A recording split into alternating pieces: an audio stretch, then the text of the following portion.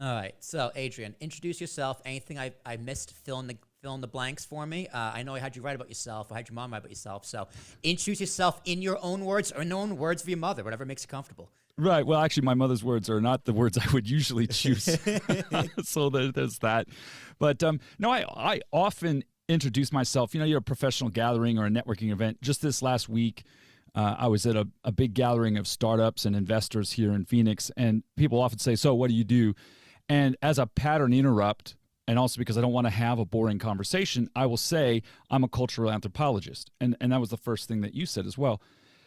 And that doesn't define my profession, but it does shape how I see the world. It's a toolkit that I've been trained in that shapes the way I think about who I am, who you are, who we are, and what this human thing is all about. So at some level, it is the right answer, even though it's the wrong one, because nobody ever really knows what that means. And, you know, sometimes they're like, oh, what's that? And sometimes they're like, huh, okay.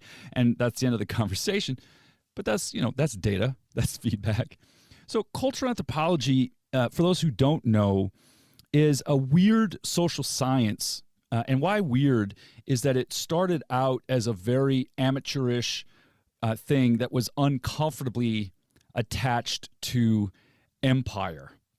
So most anthropologists were from Europe or North America, and they were doing what later they called research. But at the time, it might have been other things, like including colonial administration jobs, working in faraway places where people were really different, and asking questions like, how do these people put their lives together? What is significant and important to them?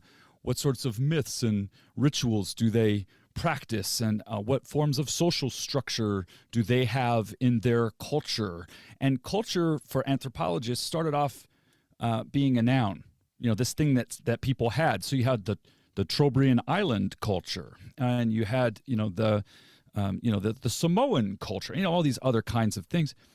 Over the century or so that anthropology really became a professional and academic undertaking, some of the certainty about that got knocked loose a little bit. And we began to ask more interesting questions like, well, what if cultures aren't discrete things that you find on the ground like rocks, right? What if we're not doing biology, which primary, role is to identify new types and fit them into some like system of Linnaean classification, right?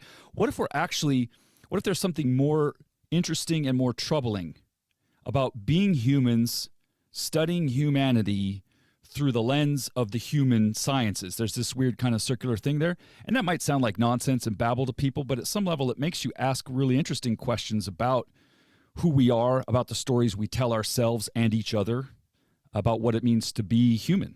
And there you have it.